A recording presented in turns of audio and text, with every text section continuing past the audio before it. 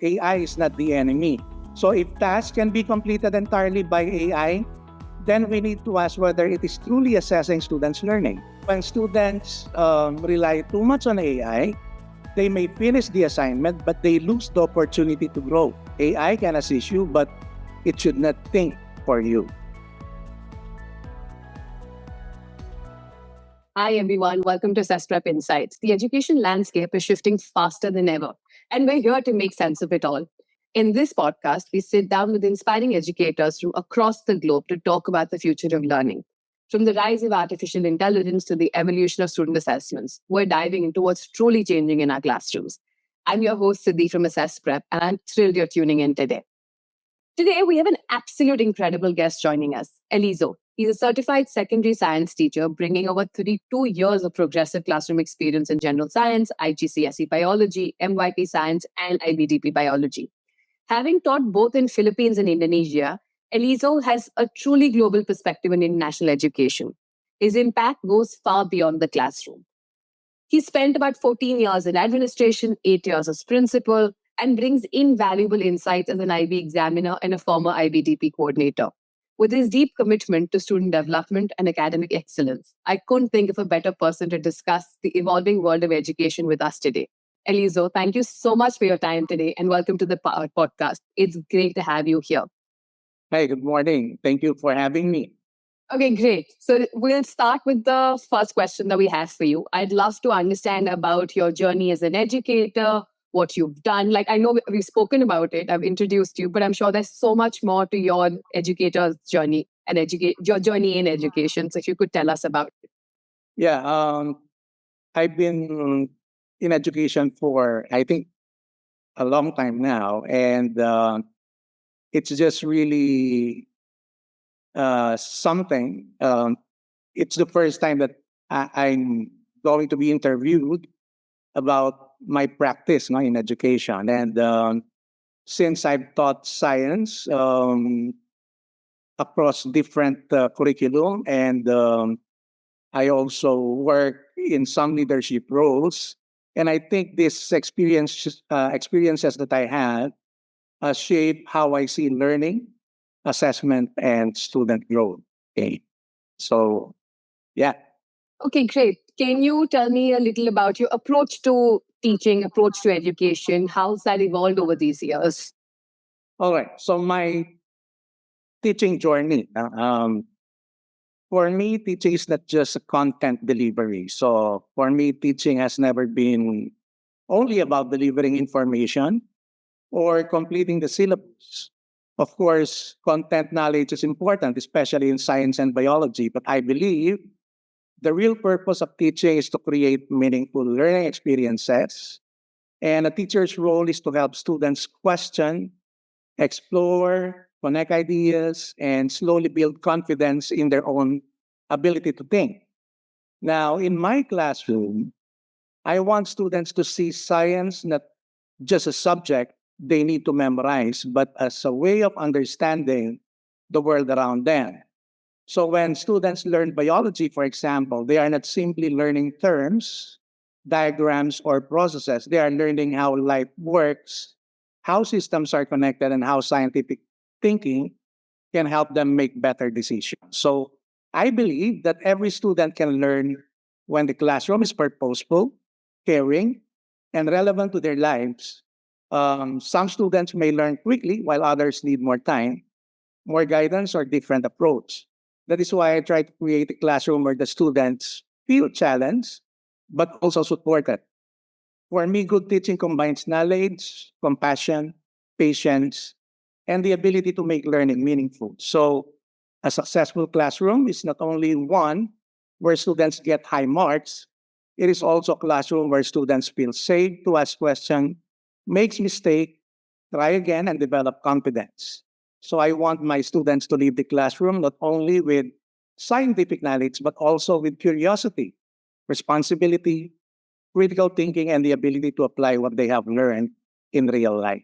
So thank you so much, Eliseo. You spoke about the importance of not just content delivery, but actually just applying all of this in real life, and especially with subjects like science, right? It's really important to see how do we unfold science every day in our everyday lives. So I think what I want to now understand is, given we're talking about science, what's the role of technology? That's one. And two, because you've taught globally, you've taught multiple countries, has technology and the global perspective really changed anything in your approach to teaching? If yes, we'd be very interested to know what. All right. So, actually, my teaching approach has changed a lot over the years. Earlier in my career, I was more focused on content mastery, classroom discipline, and making sure students were academically prepared. Those things are still important, but with experience, I came to understand that effective teaching is also about flexibility, empathy, and understanding the individual needs of the student. So, um, technology now, I consider it as a support, not a replacement. No? Technology has also influenced the way I teach. In science and biology, many concepts can be abstract or difficult for students to visualize. Tools such as animation, smartboards, PowerPoint activities, simulation, and data logging devices can make learning more concrete and engaging. For example, when students study biological processes, animation can help them see what is happening inside the body or inside the cell. So when they conduct experiment, data logging device can help them collect and analyze results more accurately. These tools can make science more interactive and accessible. However, I always believe that technology should support teaching, not replace it. Technology can provide information, visuals, and activities, but it cannot replace the teacher's judgment, encouragement, questioning, and personal connection with the students. So the most important factor is still how the teacher uses the tool. A smartboard or an AI tool does not automatically create meaningful learning. It is the teacher who designs the experience, has the right questions, guides the students in terms of thinking, and helps them reflect. So for me, technology is valuable when it enhances learning. It should help students understand better, participate more actively, and connect ideas more clearly, but it should never remove the human side of education. Okay, great. I think that's just perfect. And it's a perfect segue into the next part of the conversation. I mean, you said technology cannot replace teachers, but there's a constant fear that all of us have that, AI is here, AI is going to start teaching, AI is going to start doing everything, AI is going to take my job. So, what's your take on AI? And how do you think we can navigate AI in the current scheme of things when it comes to teaching, when it comes to assessments, and all of that? Okay. Now, AI actually is already a part of students' world. We cannot really deny the fact that it's here to stay, right? Now, artificial intelligence is no longer something in the future. It is already part of the world of our students live in. So students use technology to search for information, communicate, create content, translate ideas, organize work, and now generate explanation or written responses through AI. Because of this, I do not think simply ignoring AI is realistic. I also do not think banning it completely will solve the problem. Students will continue to encounter AI. So the more important question is, how do we help them use it responsibly? So as educators, we need to approach AI with honesty and balance. We should not respond only with fear, but we also should not accept it without boundaries. AI is powerful. And because it is powerful, students need guidance for it. For me, the challenge is not only how to stop the misuse, the bigger challenge is how to teach the students to use AI ethically, wisely, and critically. They need to understand and when AI can support their learning and when it begins to replace their own thinking. Now, I believe that AI is not the enemy. I do not see AI as purely negative like many tools. It can be helpful when used properly. AI can support students in brainstorming ideas, clarifying difficult concepts, organizing their thoughts, reviewing lessons, and receiving quick feedback. In science and biology, AI can help students understand complex processes by giving simplified explanation or examples. It can help them compare different explanation of concept, review vocabulary, or prepare questions before a lesson. So for some students, especially those who need additional support, AI can make learning feel less intimidating. It can give them starting point when they feel stuck. It can also help students become more independent in reviewing and practicing. However, there is very important difference between using AI to support learning and using AI to avoid learning. AI should assist the students, but it should not do the thinking for them. If students depend on AI too much, they may produce polished answer, but they may not actually understand it. And that is why I often say AI can assist you, but it should not think for you. Okay. So um, now, regarding the issue in assessment integrity, the biggest concern with AI in assessment is integrity. Assessment should show what student truly knows, understand, and can do.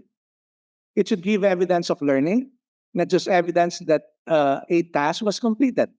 So if a student submit work that is mostly generated by AI, then we are no longer assessing the student's learning. We are assessing the output of a tool. That becomes a serious problem because the grade may no longer reflect the student's actual ability, effort, or growth. This is why assessment design must change. We need to be clear about what we are really measuring. Are we measuring memorization? Are we measuring writing ability? Are we measuring critical thinking? Or are we measuring scientific understanding? Once we are clear about the purpose of the assessment, we can design tasks that make students' thinking more visible. So in the age of AI, a beautiful final product is not enough. We need to know whether the student can explain the work, um, defend the reasoning, apply the concept, and reflect on the process. This is lovely. I think what you said specifically about how AI cannot do the thinking for you, I think it's a very powerful statement because most of us are actually just doing the cognitive offload of our thinking. We're actually just passing on the thinking and then critically reviewing what AI is giving us. And that's why we are thinking, but we're not really doing the thinking that we used to do before AI came in. So I think it's a very important statement that you made, and it's going to be a highlight for our podcast today.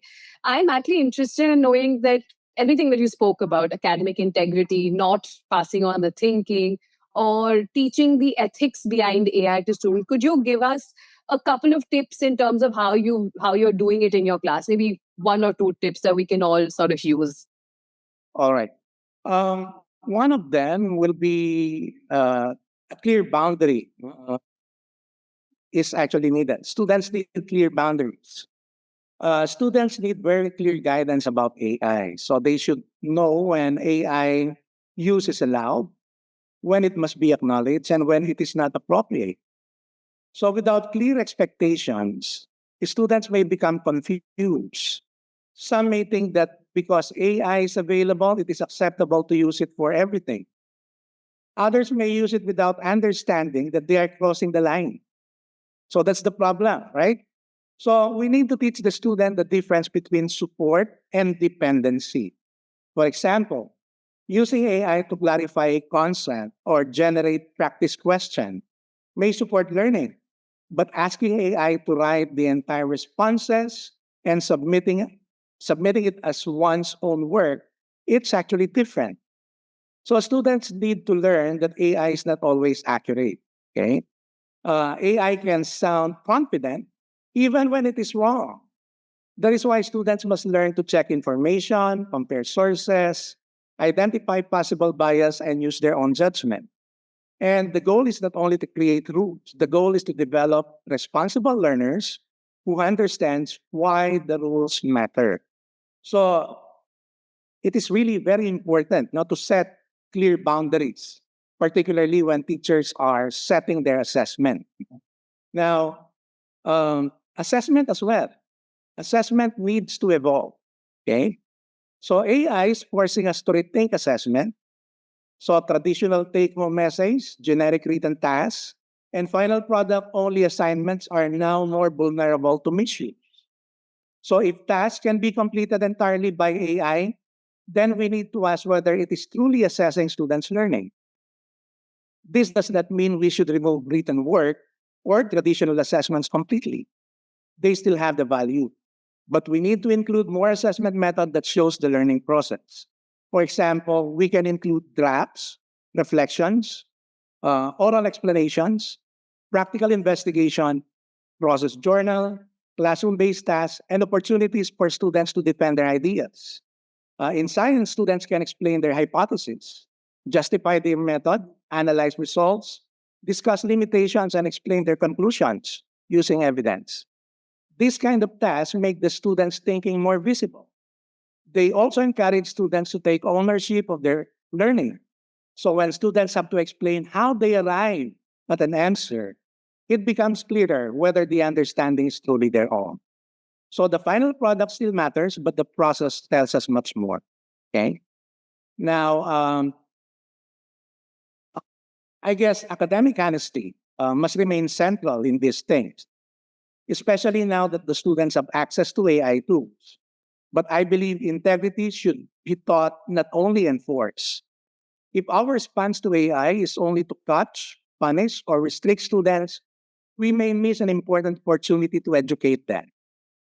Students need to understand why honesty matters. Academic integrity is not just avoiding consequences, it is about respecting one's own learning.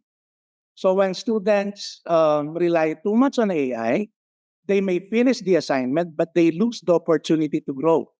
They miss the productive struggle that comes from thinking, making mistakes, revising, and improving. So I believe we need open conversation with students about responsible AI use, and we should help them understand that their own voice, reasoning, and effort matter. So we should also make expectations clear so that students know what is acceptable and what is not. So academic honesty is not only a school rule, it is a life skill. Students need integrity not only for exams, but also for university work and future responsibilities.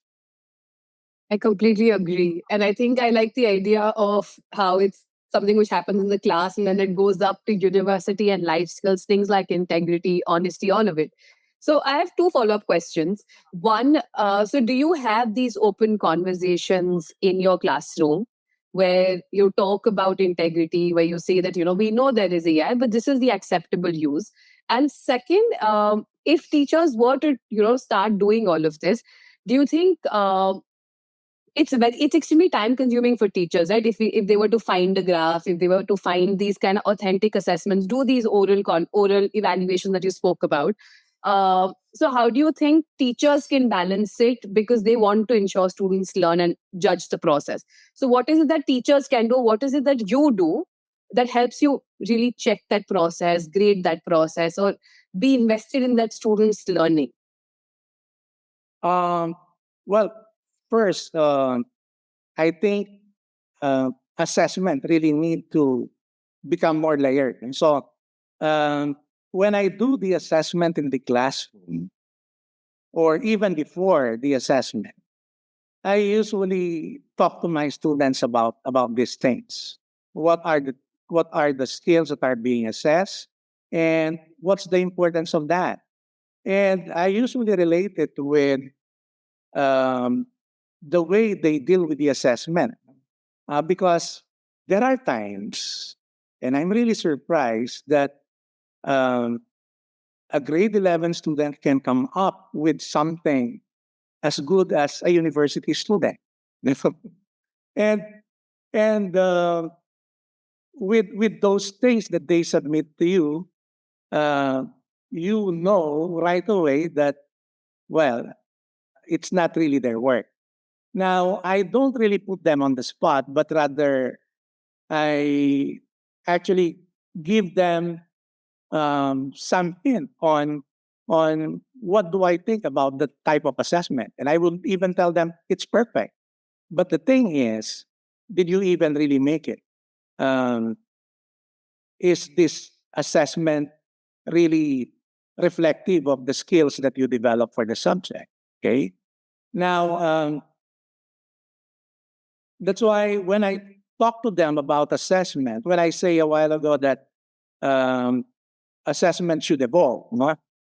Instead of relying on one final submission, actually what I do is uh, I collect different pieces of evidence. It may include class participation, drafts, short conferences, practical work, written responses, reflection, and oral explanation. So with those things that I collect from them, I know from the start that the work is a work of the student and reflective of the student's skill, or it is actually coming from AI. So when we collect multiple forms of evidence, we get more complete picture of the learner. So one task may not show everything. So a student may perform poorly on a written but explain concepts well orally. Another student may produce strong project but struggle to defend the reasoning. Looking at the different evidence help us assess more fairly. And I think future assessment should include more what we refer to now as live thinking, which means giving students opportunities to think in front of the teacher, not only submit work privately. This could be through oral checks, problem solving discussion, lab conferences, or spontaneous application questions. So, because in the age of AI, um, assessment should also include tasks that are personal to the learning experiences. Okay. So, for example, students can be asked to reflect on their own data, their own mistakes, their own group process, or their own improvement. And AI can generate general answers, but it cannot fully recreate students' personal learning journey, right? So, assessment should also become more feedback focused instead of treating assessment only as a judgment at the end. So, we can use it as a conversation during learning, and maybe even feedback, revision, and improvement should be part of the assessment culture. Okay. So, and in ending, I would say the best assessment do not only ask students to produce the answer, they ask students to show the thinking behind the answer. Okay. That's a very powerful thought. And I think this, what you said in the end, also ties up with the fact that AI or any form of technology is just there to support. So you use AI to, maybe students use AI to brainstorm, to get guiding questions, to get revision questions, and teachers use it to probably create assessments. But they, in those created assessments, the personalization comes from the teacher. So Yes. it's the enabler that helps teacher really create meaningful and personalized experiences. I have just one last question for you, which is that for students, for teachers, for everybody in the ecosystem in the education world, um, what truly matters when we're measuring success in the world of AI? I mean, I know you spoke about the process, but what is it that we really want to assess at the end of the day for us to say that, yes, our children have learned or our students have learned? Um, I think there should be more authentic, no, and performance based assessment that uh, can be given to the students. I believe that the future of assessment is moving away from simply measuring what students can remember. For many years, assessment has often been associated with tests, grades, score, and final products. So these still have a place, but they are not enough. So in today's world, especially with AI, students can assess information very quickly. They can generate answers, summaries, and explanation almost instantly. Because of this, assessment can no longer focus only on recall or reproduction of information. So the more important question now is, what can students do with what they know? Can they explain it? Can they apply it? Can they analyze it? Or can they make decisions based on evidence? Can they transfer their learning to a new situation? So if an assessment can be completed entirely by a machine, then we need to ask whether it is truly measuring students' learning. So future assessment should challenge students to think, create, justify, reflect, and apply. Okay. Now, um, like what I said, assessment should be more authentic and performance based. Okay. So this means that students should be assessed through tasks that reflect real life situation and meaningful application of knowledge. So authentic assessment allows students to show deeper understanding.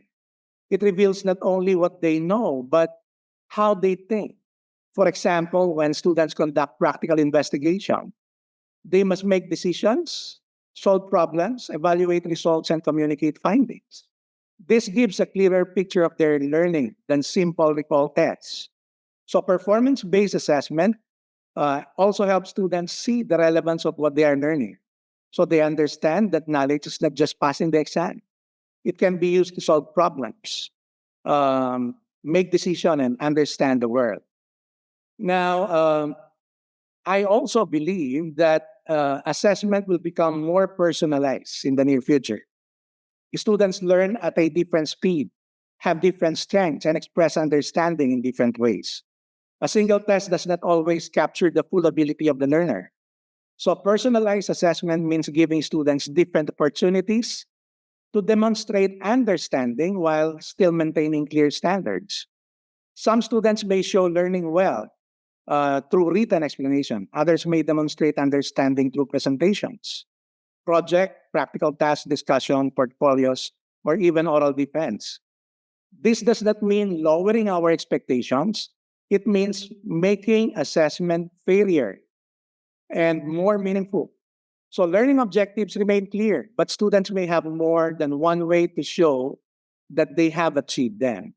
So in a diverse classroom, this is very important. We need to recognize that students are different, but still hold them accountable to high expectation.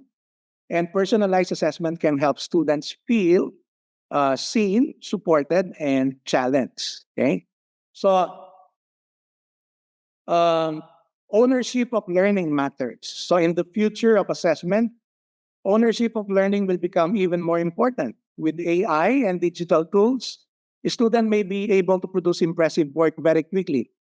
But the real question is whether the work truly represents their understanding. So students should be able to explain their work, defend their answer, like what I mentioned before. But when we say ownership, it means students understand the work because they have engaged with it. They have thought about it, questioned it, revised it, and made it their own. This is why oral defense, reflection, classroom discussion, etc., um, are very valuable. So these methods allow teachers to see the student behind the work that is actually being submitted. For me, the future of assessment should be more human, not less. Even with the advanced technology, that truly matters is whether students are becoming thoughtful, independent, ethical, and capable learners. So I think that's actually the very essence of that. Well, this is brilliant. Um, do you have any closing thoughts or maybe a tip or something which the teachers can just use from your 32 years of experience in their classrooms that's working for you? Like that, I know that's a bonus question, but I'm just very curious. Like something that's working in your classroom that everybody who would possibly watch this podcast would want to sort of take it in the classes. One thing, maybe. So at the heart of education, even with all the challenges and technology that we have, it's still the student that we actually value. So our goal is not only to help students get good results, but to help them become independent thinkers, responsible learners, and most importantly, ethical people, as I would say. Now, AI and technology will continue to change education, but they should not replace the values that matter most: curiosity, effort, integrity, reflection, and meaningful understanding. So for me, good teaching and good assessment, both serve the same purpose to help students grow. So they should help students understand themselves uh, and think more deeply, use knowledge wisely, and become confident lifelong learners. So I think this is the very purpose of education, to develop lifelong learners. Thank you so much. I think that's a very, very solid closing. I could have not summed it up better. But I think I'm going back with having honest conversations with students about integrity and honesty, and not just about an assessment, but how it is a lifelong skill that I, as a student, would have taken to my university or to just in general my life principles. It's not about that assessment, it's about what you do with your life overall. Two, for me, I think the biggest thing you said is do not pass your thinking to AI. Keep the thinking to yourself, use AI as an enabler. And third, I think what you spoke about, the last bit, right? Like just overall ensuring our students are